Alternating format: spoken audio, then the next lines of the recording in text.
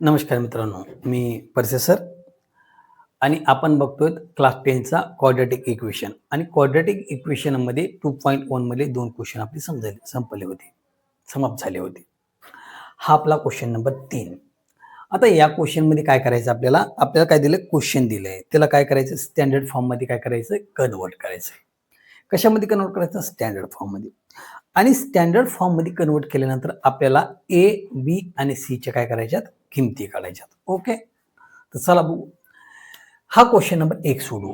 Standard form काय असतो तो बघू. काय असतो आपला स्टँडर्ड फॉर्म क्वाड्रॅटिक इक्वेशनचा? क्वाड्रॅटिक इक्वेशनचा स्टँडर्ड फॉर्म असतो ax चा square plus bx plus c is equal to 0 and a is not equal to 0 म्हणजे a 0 नसला पाहिजे. याला काय म्हणतो आपण स्टँडर्ड फॉर्म. आता जो हा इक्वेशन दिला याला काय या फॉर्म मध्ये काय करायचं आपल्याला कन्वर्ट करायचं. चला बघू. आता क्वाड्रॅटिक इक्वेशन. आता इक्वेशन कोणतंही असू द्या, इक्वेशन मधलं एका साईडला जर आपण एखादा नंबर ऍड केला तर तोच नंबर आपल्याला दुसऱ्या साईडला ऍड करावा लागतो. एखाद्या साईडला जर एखादा नंबर आपण मायनस केला तर तोच नंबर दुसऱ्या साईडला मायनस करावा लागतो. त्याचप्रमाणे एका साईडला आपण एखादा नंबर मल्टिप्लाय केला तर तो दुसऱ्या साईडला काय करतो मल्टिप्लाय. म्हणजे जो ऑपरेशन आपण लेफ्ट साईडला करू तोच काय करावा लागतो राईट साईडला करावा लागतो. म्हणजे सर काय समजलं नाही.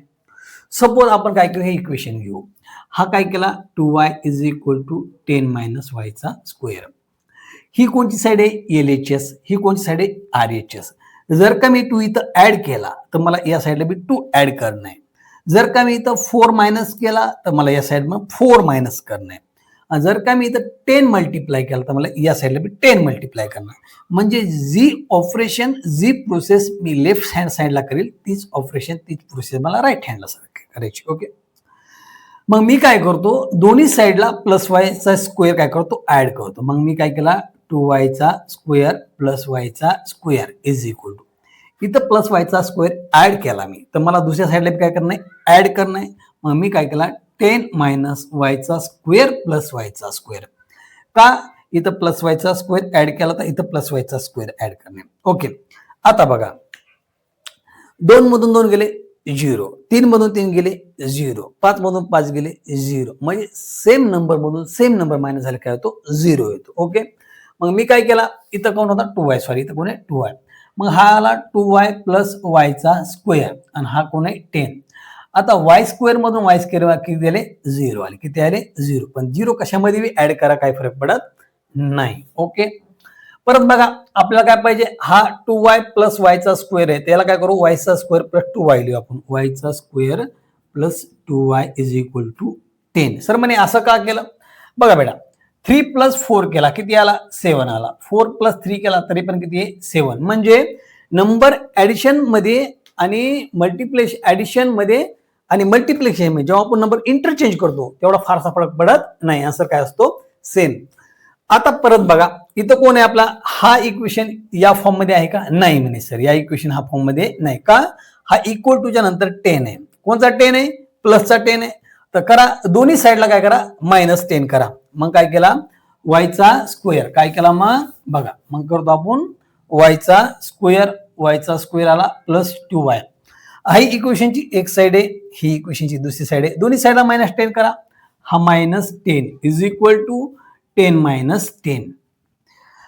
आता बघा y चा स्क्वेअर प्लस 2y मायनस 10. आता 10 मधून 10 मधून लागेल किती 0 आला इक्वेशन. ओके. आता चेक करा हे दोन्ही स्टँडर्ड फॉर्म आहे का यस. y चा स्क्वेअर आला प्लस bx च्या 2y आला मायनस 10 म्हणजे हा आणि हा इक्वेशन सेम आहे म्हणजे स्टँडर्ड फॉर्म मध्ये इक्वेशन आलेलं आहे. आता इथं कोण कशाची किंमत काढायची a म्हणजे y चा स्क्वेअर a कोण नाही म्हणजे कोण आहे 1 म्हणजे a ची किंमत किती आली 1. बी च्या ठिकाणी कोण आहे इथं 2 बी ची किंमत किती आली 2 आणि सी च्या ठिकाणी कोण आहे इथं मायनस 10. अशा प्रकारे हा आपला एक क्वेश्चन नंबर किती 1 संपला. सर म्हणे क्वेश्चन नंबर 1 संपला. क्वेश्चन नंबर 2 बघूया. चला बेटा क्वेश्चन नंबर काय बघू आपल्या 2 बघूया. क्वेश्चन नंबर आपण 2 सॉल्व्ह करू. चला आता आपण क्वेश्चन नंबर 1 सोडेल. आता आपण बघू क्वेश्चन नंबर 2. काय म्हणतो क्वेश्चन नंबर 2 x मायनस 1 ब्रॅकेटचा square is equal to 2x plus 3 असं आपल्या काय केलेलं इक्वेशन दिलेलं आहे. आणि या इक्वेशनला काय करायचं या इक्वेशनला आपल्याला पहिले स्टँडर्ड फॉर्म मध्ये करायचं. कोणत्या फॉर्म मध्ये स्टँडर्ड कशाच्या क्वाड्रॅटिक इक्वेशनच्या. आणि क्वाड्रॅटिक इक्वेशनच्या स्टँडर्ड फॉर्म मध्ये केल्यानंतर आपल्याला ए बी आणि सी चे काय करायच्या किमती काढायच्या. ओके. तर चला सॉल्व्ह करू. बघा इथं कोण आहे, एक्स मायनस 1 आहे. बेटा आपल्याकडे एक फॉर्म्युला आहे, कोणता, ए मायनस बी ब्रॅकेटचा स्क्वेअर. काय फॉर्म्युला, ए चा स्क्वेअर मायनस 2ab प्लस बी चा स्क्वेअर फॉर्म्युला. ओके, मग इथं ए च्या ठिकाणी कोण आहे, एक्स करा, एक्सचा स्क्वेअर मायनस 2ab, 2a कोण आहे एक्स आणि बी कोण आहे 1, 1 न मल्टिप्लाय काय केलं काय फरक पडत नाही, प्लस बी चा स्क्वेअर म्हणजे किती 1 चा स्क्वेअर इज इक्वल टू किती आला 2x प्लस ते किती आला 3. ओके, आता परत ह्या x चा स्क्वेअर मायनस 2x प्लस किती 1. आता आपण शॉर्ट मध्ये जाऊ. हा प्लसचा 2x जेव्हा इक्वल टू च्या दुसऱ्या बाजूला उडी मारेल तो कशामध्ये जातो, मायनस मध्ये. लक्षात ठेवा, प्लसचा 2x इक्वल टू च्या दुसऱ्या बाजूला जेव्हा जातो तो काय होतो, मायनस मध्ये. मग हा प्लसचा 2x काय झाला, मायनस 2x. आणि हा प्लसचा 3 इक्वल टू च्या दुसऱ्या बाजूला गेल्यास काय होतो, मायनस. मायनस असेल तर प्लस, प्लस असेल तर मायनस. मग प्लस असल्यामुळे काय झाला, मायनस 3 इज इक्वल टू किती आला 0. परत x चा स्क्वेअर, बघा हा नंबर आणि हा नंबर काय सेम सेम नंबर आहे. मग -2 किती येतो, -4 किती येतो, -4. मग इथे आला -4x. हा किती आहे मायनसचा 2, हा किती आहे प्लसचा 1. बघा मायनसचा प्लसचा 1 मायनसचा 3 म्हणजे 3 मधून एक गेले किती राहिले 2. मोठ्याला कोणतं चिन्ह आहे, मायनस. मग त्याला -2 इज इक्वल टू किती आला 0. परत आता हा आपल्याला स्टँडर्ड इक्वेशन सोबत काय करायचं, कम्पेअर करायचं. कशासोबत करायचं कम्पेअर, स्टँडर्ड इक्वेशन सोबत कम्पेअर करायचं आणि ए बी आणि सी च्या काय करायचं आपल्याला किमती काढायच्या. बघा कोणता स्टँडर्ड इक्वेशन आहे आपला स्टँडर्ड इक्वेशन आहे ax चा square plus bx plus c is equal to किती आहे 0. ओके, आता इथं x च्या ठिकाणी कोण आहे म्हणजे कोण आहे 1, म्हणजे a ची किंमत किती आली आपली, a ची किंमत आली 1. b च्या ठिकाणी कोण आहे -4, मग b ची किंमत किती आली, b इज इक्वल टू -4. आणि c ची किंमत किती आली -2, c ची किंमत किती आली -2. अशा प्रकारे आपण 2 क्वेश्चन सोडवले. त्याच्यानंतर आपण तिसरा क्वेश्चन बघू. ओके, आधी आपण 2 क्वेश्चन सोडवले, हा क्वेश्चन नंबर आपला तिसरा आणि चौथा. ओके, तर बघा या क्वेश्चन मध्ये काय करायचं आपल्याला, स्टँडर्ड फॉर्म काढायचा आणि एबीसी चे काय करायचं आपल्याला किमती काढायच्या. ओके, तर लिहा, हा एक्स स्क्वेअर जशाला तसा, मधला प्लस जशाला तसा, हा 5x जशाला तसा इज इक्वल टू. आता मायनस आहे आणि ब्रॅकेट आहे. आता मायनस न ब्रॅकेटला काय करायचं आपल्याला, मल्टिप्लाय करायचं. एक गोष्ट लक्षात ठेवा, जेव्हा मायनस न आपण एखाद्या ब्रॅकेटला मल्टिप्लाय करतो, त्या ब्रॅकेटच्या मध्ये कितीही टर्म जर असतील तर साइन चेंज होतो. जर का प्लसची टर्म असेल तर मायनस होतो आणि मायनस टर्म असेल तर प्लस होतो. साइन काय होतो, चेंज होतो, म्हणजे साइन मध्ये बदल होतो. ओके, मग आता बघा हा प्लस 3 कोण आहे, हा 3 नंबरचा 3 आहे ना, हा कोण आहे प्लस. आता मायनस न मल्टिप्लाय केल्यास काय होईल, प्लसचा काय होईल मायनस. मग हा झाला मायनसचा 3. आता मायनस आणि हा मायनस काय होईल प्लस, म्हणजे मायनस प्लसचा मायनस मायनसचा काय होईल प्लस एक्स होईल. ओके, त्याचप्रमाणे ही लेफ्ट हँड साइड आहे आणि ही राईट हँड साइड आहे आणि मध्ये इक्वल टू साइन आहे. हा मायनसचा 3 जेव्हा इक्वल टू साईनच्या दुसऱ्या बाजूला जाईल तर काय बनेल प्लस, आणि हा प्लसचा 3 जेव्हा इक्वल टू साईनच्या दुसऱ्या बाजूला जाईल काय होईल मायनस. म्हणजे सर समजलं नाही. ओके, बघा हा एक्स स्क्वेअर प्लस 5x जशाला तसा. ओके, आता कोण आहे, हा एक्स आहे आणि कसा एक्स आहे प्लसचा. प्लसचा एक्स जसा इक्वल टू च्या दुसऱ्या बाजूला जातो काय होतो मायनस, आणि जर का मायनस असेल तर काय होतो प्लस. मग हा झाला मायनसचा एक्स. आता हा जो मायनस आहे हा कोण आहे -3. -3 पण इक्वल टू च्या दुसऱ्या बाजूला जाणार आहे. मग इक्वल टू च्या दुसऱ्या बाजूला -3 गेल्यानंतर मायनसचा काय होईल प्लस. मग हा प्लसचा 3 इक्वल टू कोण राहील 0. कोण राहील 0. इथं कोण नाही म्हणजे कोण आहे 1. मग हा आला एक्सचा स्क्वेअर, हा 5x, सॉरी हा एक्सचा स्क्वेअर. आणि आता इथं बघा हा किती आहे 5, इथे किती आहे 1, 5 मधून एक गेलं किती राहिले 4, म्हणजे हाला 4x प्लस किती आला 3 इज इक्वल टू 0 आला. हा आला स्टँडर्ड फॉर्म मध्ये. काय फॉर्म आहे आपला स्टँडर्ड, ax चा square plus bx plus c is equal to 0, आणि a काय नसला पाहिजे 0 नसला पाहिजे. इथं कोण आहे कोण नाही म्हणजे 1. मग a ची किंमत किती आली 1, b ची किंमत किती आली 4 आणि c ची किंमत किती आली 3. अशा प्रकारे हे आपलं सोल्युशन झालं. त्याचप्रमाणे आता इथं बघा हा बी सोल्युशन, या बी काय याचं बी काय करायचं, हा जो इक्वेशन दिला कोणता इक्वेशन नंबर आपल्याला 4 दिला, या इक्वेशनला बी काय करायचं आपल्याला स्टँडर्ड फॉर्म मध्ये लिहायचं. आणि स्टँडर्ड फॉर्म मध्ये लिहून काय ए बी आणि सी च्या काय करायचं आपल्याला कोएफिशियंटची किमती काढायच्या. ओके, एबीसीच्या किमती काढायच्या. ओके, मग मी लिहून घेतलं, हा 3m चा स्क्वेअर लिहिला इज इक्वल टू 2m चा स्क्वेअर लिहिला -9 लिहिला. ही कोणची साइड आहे लेफ्ट हँड साईड, ही कोणती साईड आहे राईट हँड साईड.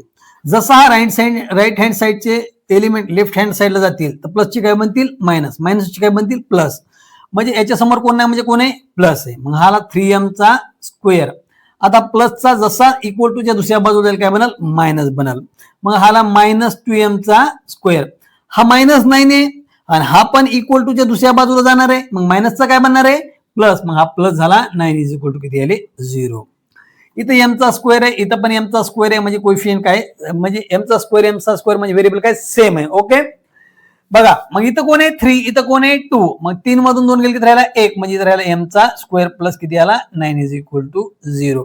याला कसं लिहू शकतो आपण 1m चा स्क्वेअर प्लस 0m प्लस किती 9 इज इक्वल टू किती आला 0. काय आपला स्टँडर्ड इक्वेशन, स्टँडर्ड फॉर्म काय आपला ax चा square plus bx plus c is equal to किती आहे 0. आणि कोण असला पाहिजे 0 a. ओके a ची किंमत किती आहे इथं 1, b ची किंमत किती आहे 0 आणि c ची किंमत किती आहे 9. अशा प्रकारे आपला कधी क्वेश्चन नंबर 3 आणि क्वेश्चन नंबर 4 संपले.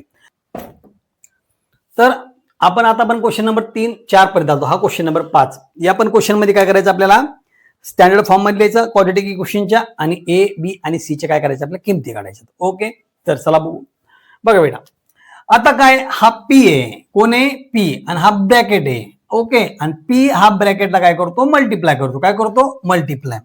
जेव्हा एखादा नंबर एखाद्या ब्रॅकेटला मल्टिप्लाय करतो तर ब्रॅकेट म्हणजे जितक्या नंबर टर्म्स असतील त्या पूर्ण टर्मला काय करावं लागतो मल्टिप्लाय करावा लागतो. ओके मग या ब्रॅकेटमध्ये किती टर्म आहेत 2. पहिली टर्म कोणची आहे 3 आणि दुसरी टर्म कोणची आहे 6p मध्ये कोण आहे प्लस. ओके तर हा p दोन्ही टर्मला मल्टिप्लाय करणार. मग हा 3 इंटू p किती झाला 3p प्लस हा 6 आणि हा कोण आहे p. मग आला 6p चा स्क्वेअर. म्हणजे 6p चा स्क्वेअर कसा आला समजलं नाही. बघा हा 6p आणि याला p ला मल्टिप्लाय केला. हा p बेस काय सेम पॉवर किती आहे 1. जर का बेस सेम असेल तर वरची काय होते ऍडिशन. 1 आणि 1 किती 2 आला पॉवर 2 इज इक्वल टू किती -5. मायनस किती आला 5 आला. ओके आता मायनसचा जसा इक्वल टूच्या दुसऱ्या बाजूला जाईल तर काय होतो प्लस होतो. काय होतो प्लस होतो. काय होतो प्लस आणि प्लसचा काय होतो मायनस. मग मी काय केला 3p प्लस 6p चा स्क्वेअर प्लस किती गेला 5 इज इक्वल टू काय केला 0. आता काय केलं टर्म ऍडजस्टमेंट केली आपण. हा झाला 6p चा स्क्वेअर प्लस 3p प्लस किती 5 इज इक्वल टू किती 0. हा आपला स्टँडर्ड फॉर्म काय आहे ax चा square plus bx plus c is equal to 0 where a is not equal to 0. मग a ची किंमत किती इथं 6, b किती इथं 3 आणि c किती इथं 5 किती आहे 5. ओके त्याचप्रमाणे क्वेश्चन नंबर 6 पण काय करायचं आपल्याला स्टँडर्ड फॉर्म मध्ये लिहायचं क्वाड्रॅटिक इक्वेशनच्या आणि a, b आणि c काढायचे. ओके तर चला बघा हा x square minus 9 is equal to किती आहे 13. कोणत्या म्हणजे कोणता असतो प्लस. जसा हा प्लसचा 13 इक्वल टूच्या दुसऱ्या बाजूला जाईल प्लसचा काय बनेल मायनस बनणार आहे. मग काय केला x चा स्क्वेअर -9 हा -13 इज इक्वल टू 0. x चा स्क्वेअर जसाला तसा हा -9 -13 किती झाला 9 प्लस -9 आणि -13 म्हणजे समजलं नाही. -1 -2 किती होतो -3 म्हणजे दोघांची काय करायची बेरीज आणि मायनस देऊन टाकायचं. मग 9 आणि 3 चं ऍडिशन करा किंवा बेरीज करा एकच झाला. मग हा झाला -22 इज इक्वल टू किती आला 0. आता याला स्टँडर्ड फॉर्म मधल्या x चा square plus 0x -22 is equal to किती 0. आणि काय आपला स्टँडर्ड फॉर्म आहे आपला स्टँडर्ड फॉर्म आहे ax चा square plus bx plus c is equal to 0 आणि कोण 0 नसायला पाहिजे a. मग इथं कोण नाही म्हणजे कोण आहे 1 म्हणजे a ची किंमत किती झाली 1, b ची किंमत किती झाली 0 आणि c ची किंमत किती -22.